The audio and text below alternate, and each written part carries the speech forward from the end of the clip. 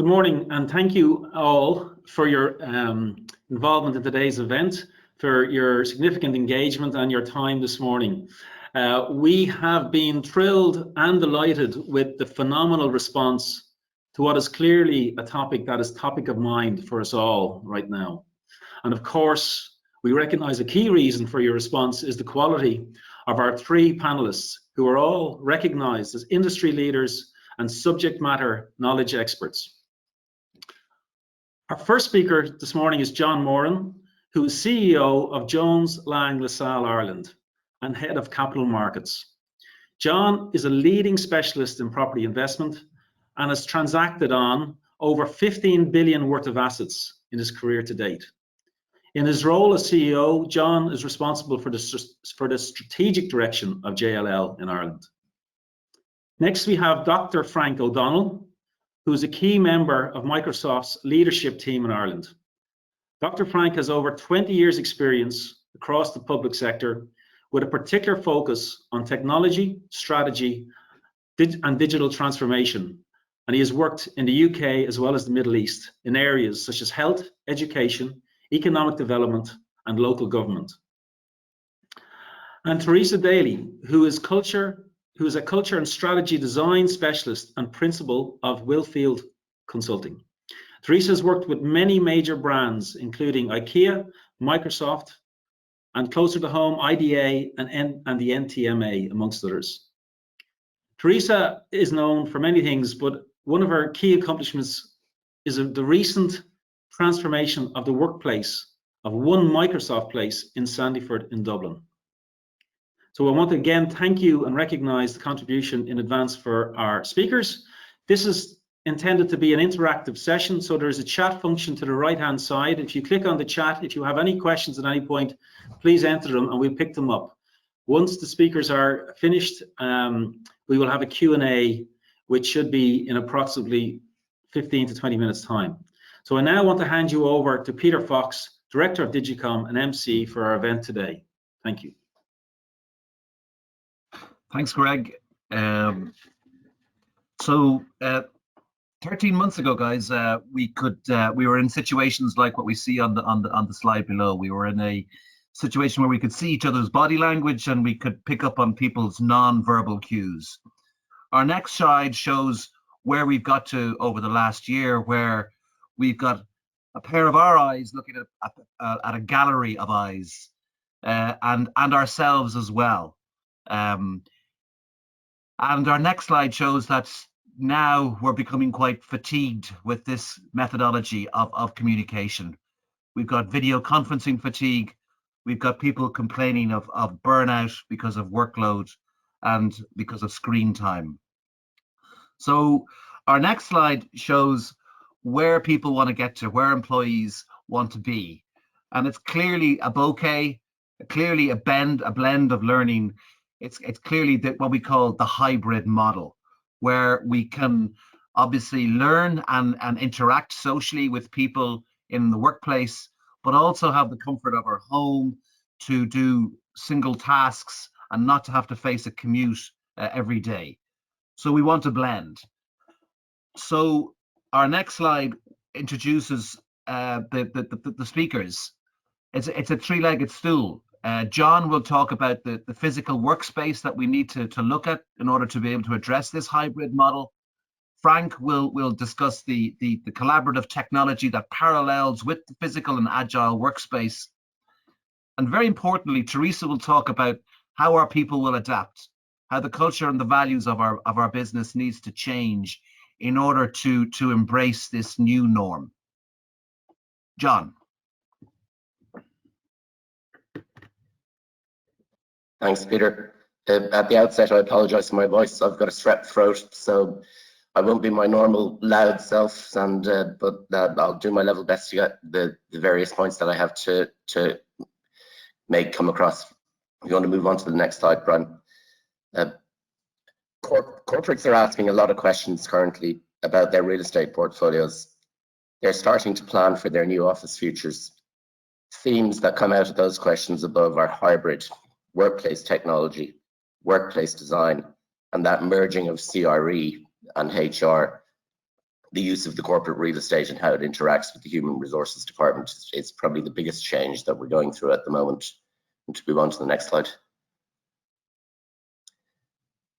This slide goes out of date every time I do it. I was saying to the guys earlier on, yesterday, KPMG turned around and said everybody was going back to the office. Citibank said everybody was going back to the office. And then there was 2 Silicon Valley software companies saying that nobody was going back to the office. Those are the results of a survey that we've done of 160 corporate clients around Europe. So it's the Googles of the world, it's the Facebooks. And what it says is, in the short to medium term, there'll be a minor rationalization in the use of office space. 84% of those surveys say there'll be some impact on how their portfolios will be adapted and used in the medium to long term. And when we say impact of CRE, that's basically space reduction or otherwise. So all of this has impacts. If you want to move on to the next slide.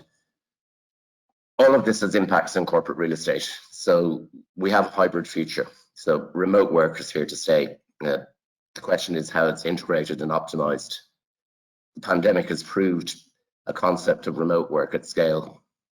However, it's presented employees and companies with challenges as well as benefits. Ultimately, the change will go far beyond real estate, incorporating corporate strategy, operating models, and organizational design. 2021 will see organizations evaluate and integrate distributed working models for the longer term. Worker-centric strategies, i.e. looking after all the workers, will have to be carefully balanced against enterprise performance goals.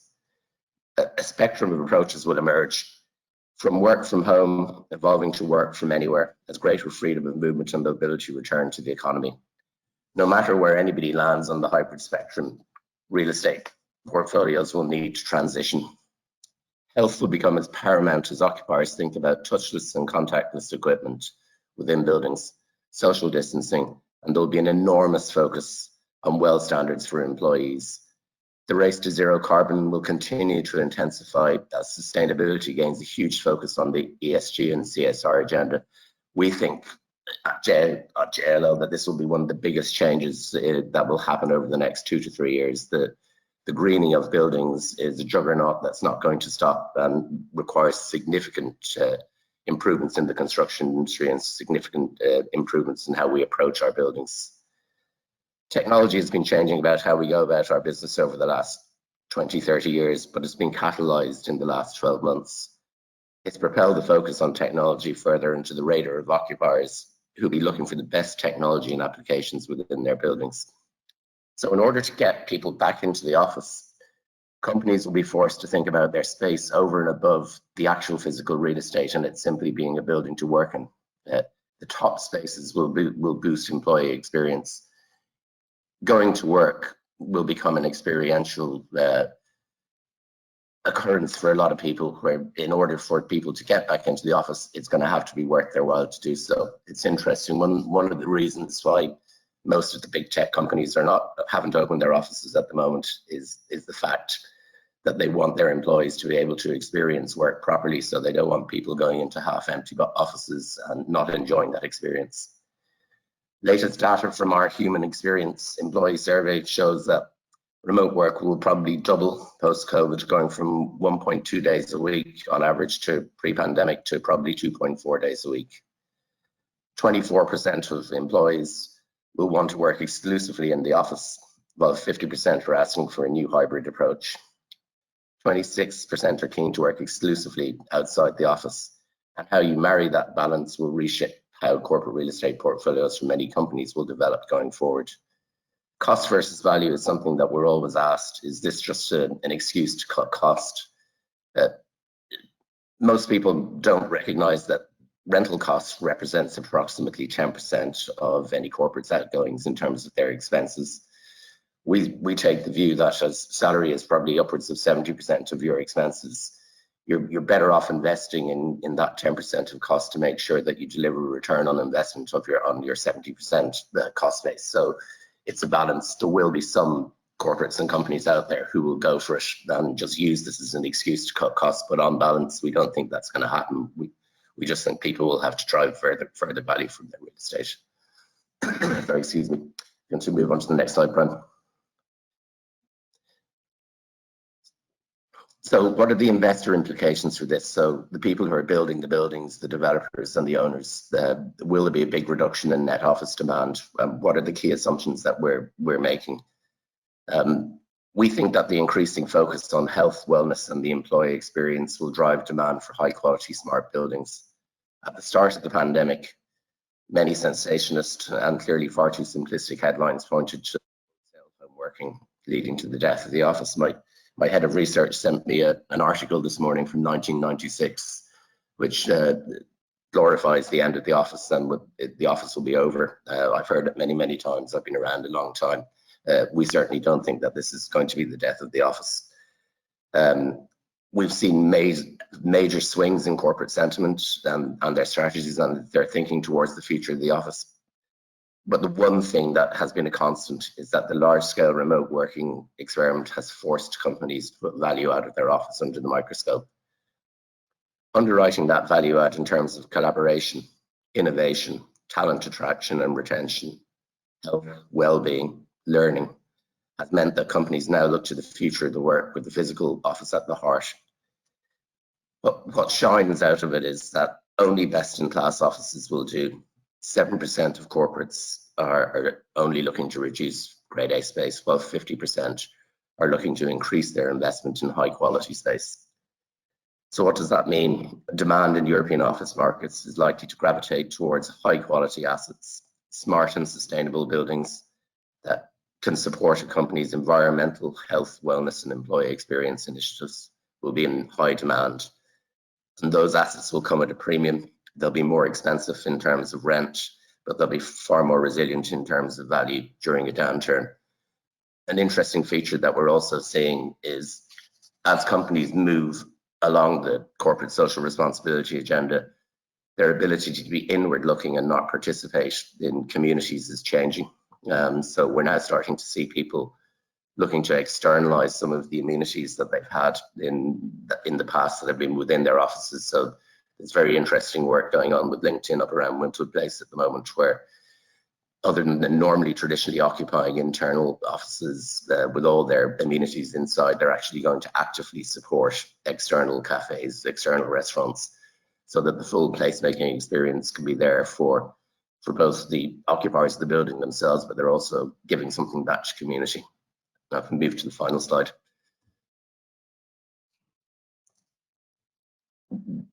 This is perhaps a little bit esoteric and may not resonate with everybody on the call, but the flex offices were the darling of the market from about 2016 to 2020. Not unsurprisingly, 2021 is going to be a very tough year for those operators. But I think there's a misconception out there that flex offices are dead, that we won't see flex offices developing further into the future. In fact, we think the complete polar opposite is likely to happen. What will happen is, as smaller firms go out of business, people will start up again. They'll require flex offices. They'll actually get to the stage where they'll want to go back in, probably in a lot of cases, perhaps changing locations as well, maybe a slightly more greater focus on the suburbs. I don't think you can learn a lot from how you actually run your own business as well. And what is not unusual, I had a call yesterday from somebody saying to me, I need a room. Our office is shut.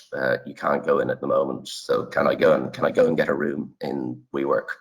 And that will become the norm. Somebody will say to themselves, I'm working from home.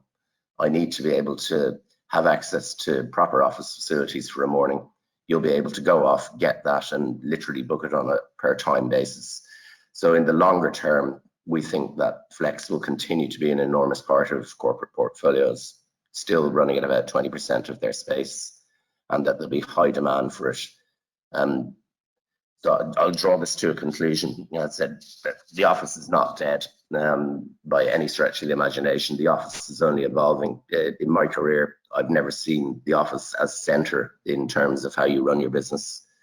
It is the area for branding, it's the area for collaboration, it's the area for training, it's all the things that I've said before. So in order to meet that, the spaces will change.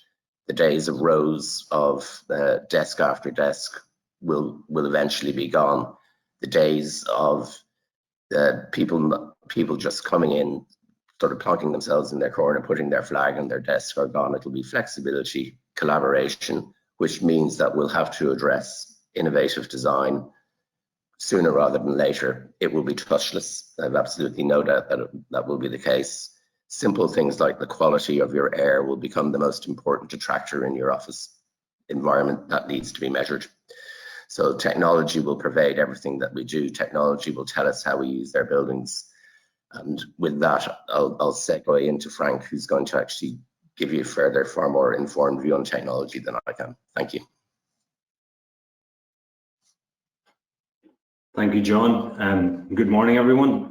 And well done, John, for getting through that. I know the challenges with the throat are pretty severe for you. So, and some really interesting insights on the physical environment for sure. And thank you to Greg and Digicom for the invite. Greg pitched this as a sort of informal get-together, fairly intimate gathering maybe a few weeks ago. It's turned into something a little bit bigger than that. And I think actually the interest in this is, you know, it's part of the overall interest in this evolving situation that we're in. And we're all very much in learning mode, I think, in this still, to understand how we need to adapt and evolve, particularly post-COVID. So I'll talk a little bit to the digital side of this, but also refer to some of the studies that we've been doing. One of them just released in the last few days, and some of the trends that we're seeing coming through from our analysis. And I'll also touch then at the end of some of what it means for the solutions that we're bringing through in this area. So I think it was touched on by Peter, but the hybrid world is inevitable and will be part of the future environment for us as employees, as managers, and as leaders. You know, management expects 65% to be in a hybrid world, and within that 18% to be fully remote post-COVID. And that's coming from a European survey of about 9,000 employees and managers. 4 key areas are coming through for us in a lot of the research. The first one is on productivity. Now, quite a few questions about productivity and how to measure it and what we're seeing in that whole space. But 80% of people believe, of the managers and leaders believe that productivity is good, and 50% believe that productivity is greater in a hybrid environment. So that's quite significant. And I think there are challenges on the other side of that in terms of what demands is placing on the workforce, and I'll touch a little bit on that in the following slide. The second area is, if I just go back to the previous one, but the second area is the whole area of talent, about attracting talent and retaining talent, which is a big issue for companies like Microsoft. But this is opening up opportunities for those in other locations that they would not normally have if they're able to work in a hybrid or a remote environment. So somebody who may be working in, let's say, a beautiful location like the northwest of this country may have access to the kinds of companies like Microsoft and others where they're adopting a hybrid model. And we've seen in our surveys that over 40% of people are considering moving from their employer in the next year. So one thing this COVID has done is, you know, it's got people thinking about where they want to be in the future and what they want to do. And within that, over 50% see the ability to work either remotely or in a hybrid environment as being key to their selection of their future employer. So you can see how important this is for companies like ourselves to continue to attract and retain the right kind of talent. The other area is sustainability, and there are lots of analysis being done around this. I'll just mention one by Boston Consulting Group, who did some work with us, that if 1 in 20 workers in Europe worked 2 days a week at home, it would be the equivalent of taking 5.6 million cars off the road. We know sustainability is on the boardroom agenda. We know it's very topical and front of mind for leaders. So anything that can be done to assist in the whole sustainability argument is going to be quite important as we go forward. And the final area is cost savings. And John touched on some of this. We see that something around 40% of employers see the opportunity to reduce cost, whether that be overhead, whether it be office space or moving offices. but also employees can realize cost savings in terms of where they may work for and their living costs. However, it's not all good news. If we move on to the next slide, the point on productivity, I think, has to be balanced against the demands we're placing on the workforce. And this analysis comes from our analysis of the use of our platform globally. So it's a report that's been published in the last few days called the Work Trends Index. And within that, we see the number of emails delivered in February this year in comparison to February last year is 40.6 billion increase. We see in the use of meetings on our platform, on Teams, that has more than doubled in terms of the time used per week in meetings online. So that's placing significant demands, and Peter talked about fatigue in that sense. We do see here a reduction around the Christmas time in terms of the use of the tools, but I guess we can assume that people were moving to online shopping over that period and still on a digital platform. But this is important for us to understand as managers and leaders in terms of how we best set up the workplace for people so that we mitigate those challenges of exhaustion. If we move to the next slide, there's one other point I want to bring in terms of the challenges that may happen from a digital environment. We see a shrinking of networks. So the green line is the bonds or the connections within a core team. And over the COVID period and on digital platforms, those connections have actually increased. So we teams becoming closer together. However, their interaction with other teams in the organization and indeed outside the organization has weakened. And I think that lends itself to the potential for groupthink. It also impacts on the opportunities for innovation and bringing new ideas into an organization. So quite a challenge if we don't understand that and take steps to mitigate that. So for us, we'll move to the next slide, and we've looked at this whole area of employee experience. So obviously we do this research to understand how best we can support people in these environments. We see 6 key pillars here of great employee experience, from empowering people correctly, allowing them the opportunity to grow, ensuring they're in an organization with a sense of purpose, facilitating the right level of connectivity amongst the team and a team culture, looking after people's well-being, so providing them with tools to understand where they're spending their time and how they can manage their well-being better, and also the ability to focus, the ability to deliver and understand how they deliver on results for the business and for the organization. So that takes us to the final slide to touch on what's coming down the track from a Microsoft perspective. And this is work in progress, I guess. Some of this is already in the market, some of it coming to the market later this year during the summer, where we're building a layer on top of our existing Microsoft 365 and Microsoft Teams platform to support this employee experience and building on that research. Areas like connections and ensuring that team culture, on areas like topics, and knowledge and expertise sharing, the formal learning environment, and particularly on insights, which is available now. And those insights, an example of those is that you can run simple analysis on what you've been doing or what your team has been doing over a period of time to understand if you're spending enough time focusing on core tasks, if you're interacting externally, if you're taking care of your well-being, if you're taking time out, or if you're working much long beyond hours. And you can see what your team are doing as well and try to support your team and enable them to manage this type of environment in a better way. These things are all supported by artificial intelligence to guide you on how to improve over time. And I think this will be an important part of our platform as we go forward into the post-COVID era.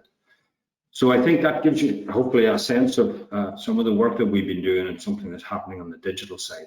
I'll now hand over to Teresa, who's going to take us into the very important area of people and culture. Okay, thanks, Frank. Good morning, everyone, and I'm delighted to be here this morning just to share with you, I suppose, some of my thoughts and insights around the whole topic of culture. And I guess just to start, I just want to share with you, I suppose, what I mean by culture. you know, and not to confuse culture with values. I think values are very much about how you define the character of your organization. It's about what you stand for. It's about what you believe in, you know, and values tend to be static. They don't change over time. Whereas culture is much more about the way you implement your values. You know, it's systemic and it permeates every part of the organization. And you know, and you see it in how leaders turn up. You see it in how you communicate, how you manage team meetings. You see it in a collaboration. So culture, I think culture is really, at the end of the day, it's the result of the behaviors that are encouraged, discouraged, or tolerated in an organization. So when you think about it, then culture is always evolving, you know, and it is always moving, and it moves kind of at a normal pace. But then significant events happen, you know, and that really shakes up culture. And when I think about the last year, you know, all of us have been through a tremendous change. And from a workplace strategy perspective, I just want to focus for a few minutes on the personal, I suppose, side of change that we've all been through.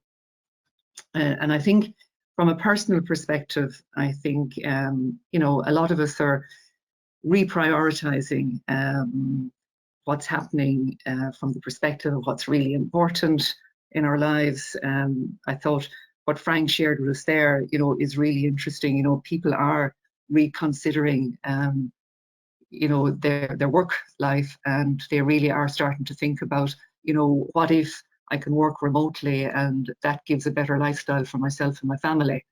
So I think that's quite an important consideration. I think the other thing to think about is that whilst we're all going through this storm together, we are in very different boats. There is no doubt about that. Some people seem to be thriving, other people are really struggling. So when you're thinking about your workplace strategy and thinking about the design of the workplace, which we heard about earlier, I think it's not just about where and how to do tasks. I think you have to layer in the personal circumstances of each individual in your team, and you have to ask that question about what has changed. So I think the personal level is a new area that we really have to consider and think about. And I think the second thing that has really, you know, shifted culture is the unexpectedness of the change. I mean, when you think back to last March, you know, Friday we were working in the office, and Monday we were all literally video conferencing. You know, so it was a lift and shift strategy, and nobody had time to redesign, nobody had time to think through. And I think that was fine at the time because, you know, we all thought it was going to be for a few months. But moving on, you know, we're a year down the road now, and I think there is no possibility to revert back to the culture that we had a year ago. And I think now it's time that leaders really have to respond and really have to think about culture as we move forward. Frank, if you just move on to the next slide. And I think there's a huge onus on leaders. I mean, at the end of the day, leaders are accountable for culture. Culture is led from the top. Leaders set the tone and they steer the culture. And I just want to highlight a few things that are making this more challenging when we think about workplace strategy going forward. I think the first thing is, when you think about culture, you know, it really is about what you do, more so than what you say. It's really about the behaviors, and that has always been very visible in an office environment. And I think in addition to that, you know, our structures, our systems that underpin the culture of an organization, whether it's performance reviews or whether it's feedback sessions, all of that has been designed in the context of the office. So there is a challenge there for leaders, I think, to rethink all of the systems that we have in place and rethink it from the perspective of a hybrid workplace. I think that the second challenge, undoubtedly, is that, you know, we have new expectations of leaders. Over the last year, we've seen some key characteristics such as empathy, you know, generosity of spirit. We have seen real honesty in that it's something, you know, we're going through together. We don't have all the answers. And I think we've seen a really change in the level of transparency of communications. And these are characteristics that are really important going forward, and they're characteristics that we want to see more of. And I think also there's an expectation on leaders, you know, that they know how to manage this distributed workforce. But I think there's a skill there that has to be supported in understanding how to lead and how to manage and how to build trust in a much different environment. And the last challenge that I would highlight for leaders, and it's a challenge that's always there, and it's about how do we think about how to balance our focus on delivering results and fostering the right culture. And that's become even more challenging now, because I think understandably, you know, we want to get back into business, we want to get the business back on track. But if you tip the balance too much in favor of delivering results, I think your culture is really going to suffer. The level of employee engagement and motivation will take a nosedive, and this will really have negative consequences on the organization. So I do think there's a number of challenges for leaders, and leaders have the accountability to figure out how to steer the culture moving forward. And I think that leads us into the question about, well, you know, how do you build and sustain a culture across the office and people working remotely? So Frank, if you just move on to the next slide, please. So there's been a lot of research work done, and the recent report actually that Frank mentioned there by Microsoft is a really good report to read. But there's a bunch of other reports out there, and when I look at them from an employee perspective, you know, the same concerns are coming through over and over again. And those concerns are around connection, around collaboration, and around career. So if we just talk about connection, and I think connection is really about, you know, how do you build that sense of belonging, which is, you know, relatively, I suppose, easier to do in an office environment. But we have to figure out how to do it in a distributed workforce. And it is really important because, you know, it is the foundation of good, effective collaboration. Collaboration is an interesting one. And again, it was brought up there in the Microsoft study and supported in a number of other research work that our networks have narrowed. And of course, that has a huge impact on how we exchange ideas, on creativity and innovation. So again, we have to build in new mechanisms to ensure that innovation continues. And the third area that I mentioned there is around careers. And this is a particular concern actually for those younger in career. And the other aspect that's been highlighted is learning and development. And when we think about it, you know, up to 70% of our learning and development happens on the job, and it happens with our peers. So again, we have to think about creative ways as to how we ensure that learning and development continues. And I think in all of this, there's a risk that we could end up with an office culture and we could end up with a remote culture. So again, there's an exercise and a thinking to be done as to how you bridge the gap and ensure that you do have an overall organizational culture. And this is where inclusiveness is critical. You know, and I think even coming through the pandemic, you know, that whole sense of fairness and equity has really been highlighted. And all of this, you know, is under the umbrella of inclusiveness. So again, I think a really important area to think about. So I suppose just to conclude, I would say be intentional, you know, invest time in your culture strategy. And when I talk about culture strategy, you know, I'm saying, you know, go through the process, come up with the 2 or 3 culture priorities that will really motivate your staff and that will help you deliver your business plan. I think it is really important, particularly given the change that we've gone through over the last 12 months. So with that, I'll hand it back to Peter for the Q&A session. So thank you very much. Thanks, Teresa. So thank you very much, panel, for that. 3 really interesting conversations around embracing the new norm and the hybrid model. So we're getting a lot of, we've got a lot of people in, and we're getting a lot of questions in. Just to remind those that want to have a question, it's the chat function up in the top right-hand corner of your screen. There's 3 dots there, and you just press on the chat function. And if you submit that in, we'll ask the panel if and when we get a chance. I guess, Teresa, you touched on it, and the area, one question that's come in is around trust, but also security. So there's 2 questions that have come in. I suppose one is for Frank, really, is that how do you ensure a secure environment exists around sensitive data in a hybrid model?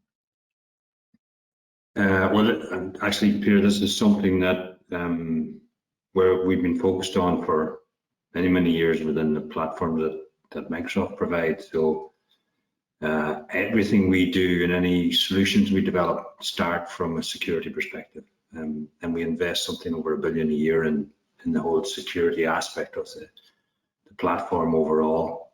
So the solutions that we bring through and the solutions I talked about are sitting on top of an enterprise-grade platform, an enterprise-grade security platform. So things like identity, access, the ability to allow people to view certain data and not other data, all of that's managed through a secure platform, and all managed on a cloud technology. The other thing, though, is that you still need your internal security policies. You need to design your own security infrastructure from your own organization's perspective, so that you decide who has access to what over a digital platform. But I think there are things that are the same regardless of whether you're working remotely or in an office environment. You're often in an office environment using the same digital tools. So as long as you're operating on a strong enterprise-grade platform, then I think this is all manageable within a remote environment also. And I just go to Teresa's point about the office culture versus the remote culture. In that digital world, the security of the office infrastructure is the same as the security of the remote infrastructure if you're sitting across an enterprise platform. Okay. We have one in for John, who's struggling with the strep throat, but it's so sorry about this, John. But as the greening of buildings accelerates, what do you think will be the impact on so-called secondary offices, which in this person's view is the vast majority of the office stock? The person's probably right as well. I think you'll see, and we're already starting to see it, a polarization between prime with proper ECG credentials associated with it and secondary. It'll be led by occupiers. So occupiers will only take buildings which meet certain sustainability criteria.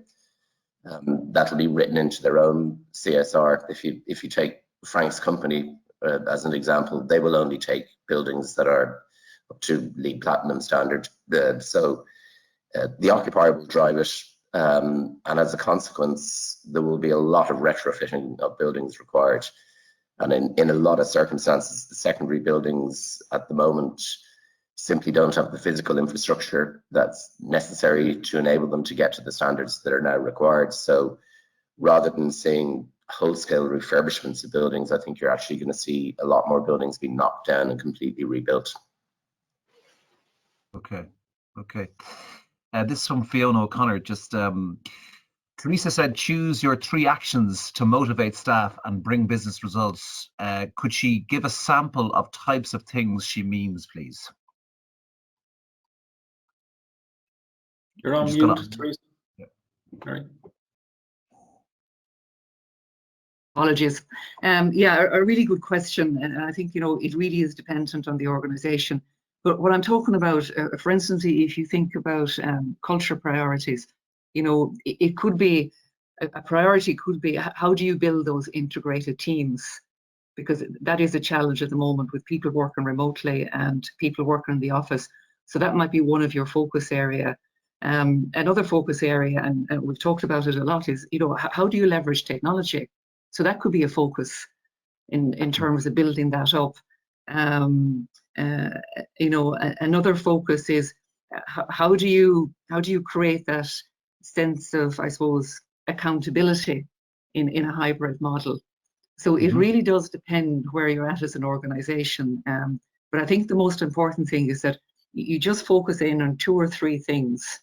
You know, for somebody else, if there's a real shift in the business model, it could be around customer experience or building customer relationships in this new digital world.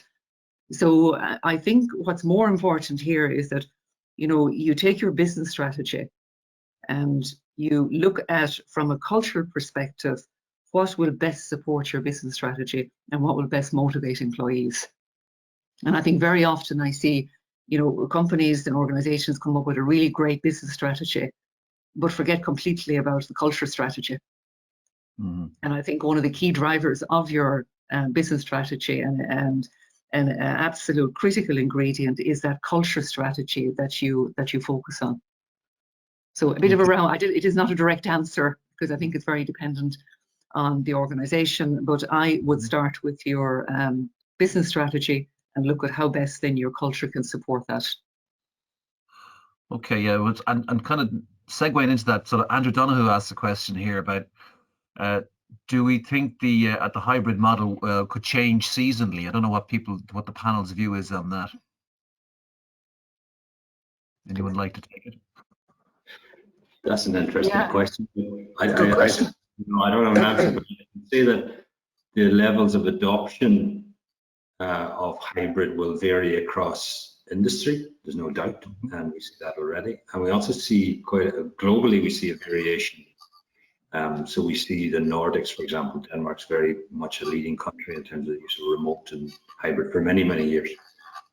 So we see differences, and that may relate to culture as well, or it may relate to the actual infrastructure. So in India, there are some challenges around available infrastructure. But I haven't thought about this being seasonal, and as we all come into spring and summer, maybe we're all going to be a lot happier with this hybrid environment. Who knows? And just, if I can come in there, Peter, you know, it's a great way to think about it because every business has a pattern. You know, and I think that pattern will be replicated, whether it's digital or remote. So if you take retail, I remember working, you know, when I worked in IKEA, our season really from a volume perspective was September, December, and that was everybody was on the shop floor. So I don't see that changing. You might have to do it in a slightly different way. But I do think thinking about the seasonal patterns of the industry you're in is really important. I think it's a well-cut observation. I think it almost operates at a per week basis at the moment. There's a noticeable, we've operated flexible working in our business for a couple of years. There's a noticeable difference in attendance in the office between Mondays and Fridays, Tuesdays, Wednesdays and Thursdays. And I can only imagine that would be exacerbated in the summer. Indeed. Just on that point, John, just there was talk about mind gardens, that developers of new offices are going to have to look at street labs and mind gardens and hub and spoke. I mean, how do you see that happening there? Where do you see the outputs of this world going with that? I think it goes back to the point that I was making during my presentation. Is increasingly it's about placemaking, and it's not just the building. It's the associated amenities with the building. If you travel through some of the better developments in London at the moment, they're generally ahead of where we are.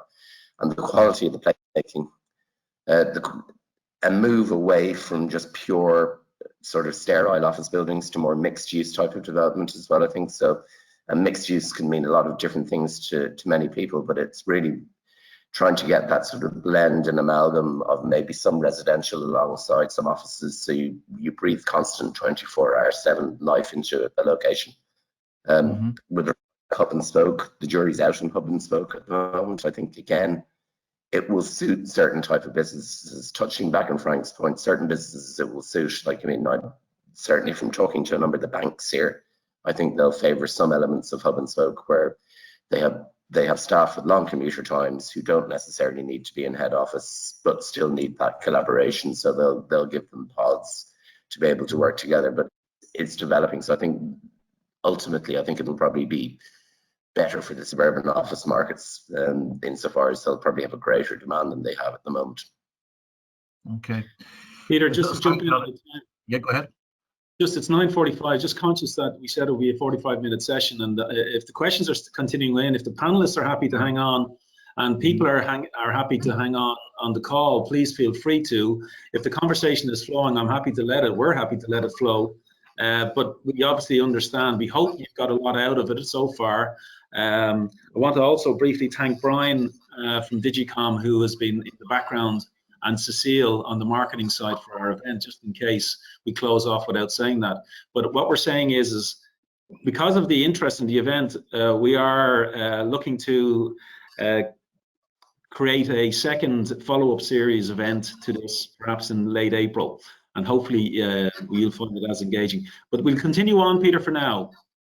Yeah, there's about five more minutes here. So just there's a question here from Bob Hoffman.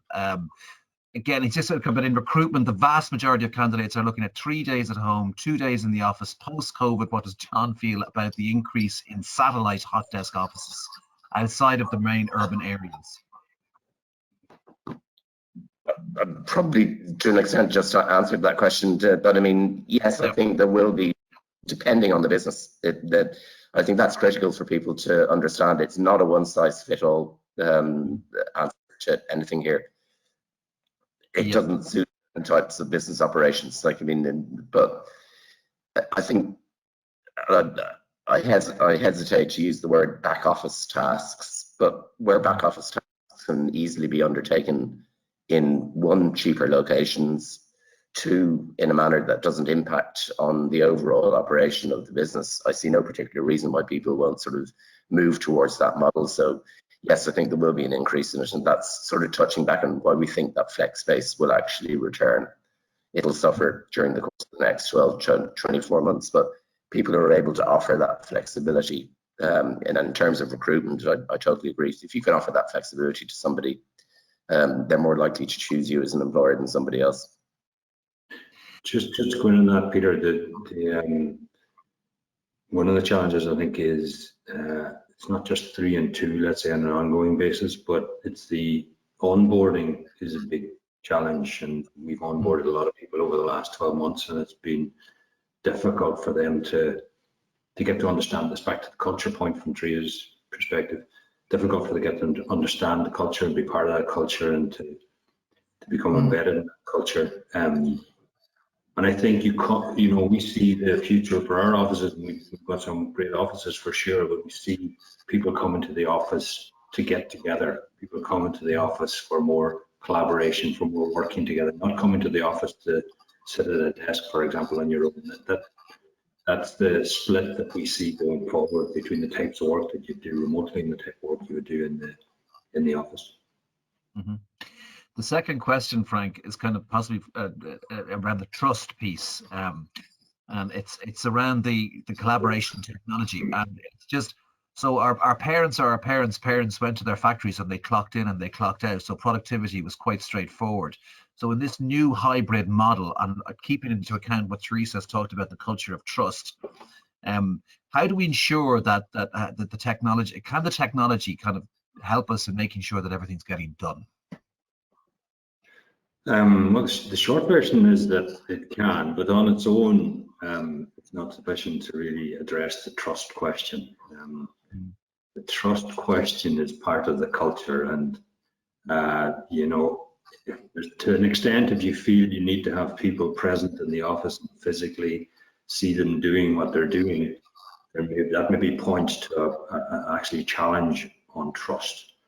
But there are a lot of types of tasks that you can see whether the results are being delivered or not, what location they're in. You can easily see whether those results are being delivered or not. But I'd hesitate to say that the tools will allow you to develop that trust. They can give you signals as to what's going on.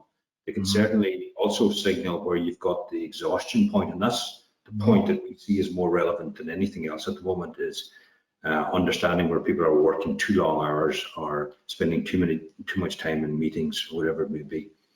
But the tools can give you indications about what's going on, but trust is a much wider concept to be built up as part of the culture.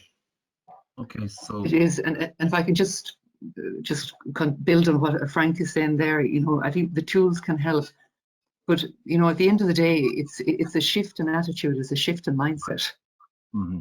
You know, and you have to shift your thinking to, it's about the results that are delivered. It's not about micromanaging how the person is doing their job, and I think that's one of the areas that needs to change, and it is quite a big shift, because we're used to seeing people in the office and, you know, you check in with them and have a 2-minute chat about how they're getting on and what they're doing. That doesn't become as easy if somebody's working remote, so you have to more focus on the results that are being delivered. And give the people ownership, you know. But to support that, then I think you really have to build up a real clarity around, you know, what you're expecting the person to deliver. I think that's really important. And then I do think managers just have to spend time checking in with people. You know, it might be a 10-minute conversation. It doesn't have to be 30 minutes or 1 hour. So there are a number of elements that I think you need to build up, and a number of activities to start building that really core strength of trusting in a team. okay, probably the last question, Teresa, is directed at you. It's like, in your workplace, have you noticed an increase in the stress and anxiety levels of employees over the last few months? Yeah, I've noticed a few things. I mean, one is definitely people are rethinking.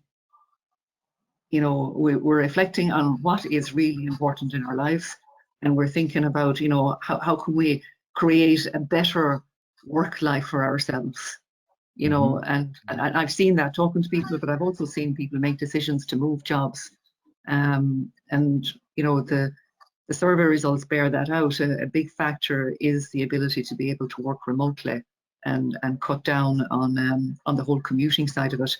And I think stress levels, you know, are very personal. I think we really have to take time to listen to people and to show that we really care. And I think that generosity of spirit needs to continue, because some people are seriously struggling. You know, they're struggling because of isolation, or they're struggling because of, you know, they're caring for elderly parents, or they're trying to school young kids and they're not set up. The office isn't set up. They don't physically have a place to work at home. So I really think it's very individual, and I do think it's really important to get an understanding of where each individual on your team sits on that spectrum. Because, as I said, you know, we're all going through the storm together, but we're in very different boats. Yeah, and look, it does look like we're going to come out of it sort of, you know, come the autumn. You know, it looks like it's interesting, John's point about there's no point in coming back to empty offices, that we do have to have a reasonable amount of people there in order for people to have the learning experience and the sociability going on.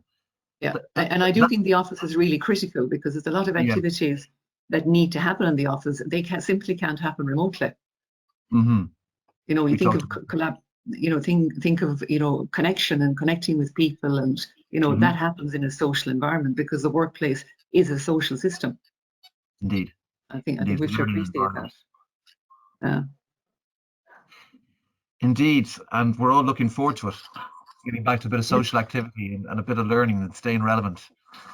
So look, I'd like to, again, Greg has already, but I'd like to thank our three panelists, Frank, John and Teresa. It was very insightful. I found it very, very beneficial, and thank you for that.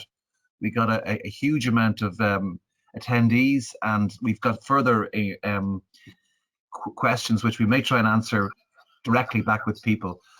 But yeah, please do. 10 o'clock, so I'm just conscious of people's time and they want to move on to other bits of the day.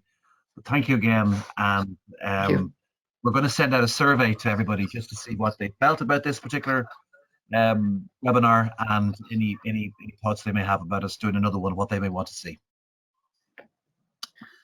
So look, thanks everybody, and Lovely. stay safe. Thank you. Thank you. Thank you very Thanks. much. See you. Bye. Have a good day, everyone. Well done. Likewise. Thank you. Same, John. Take care. Thank you.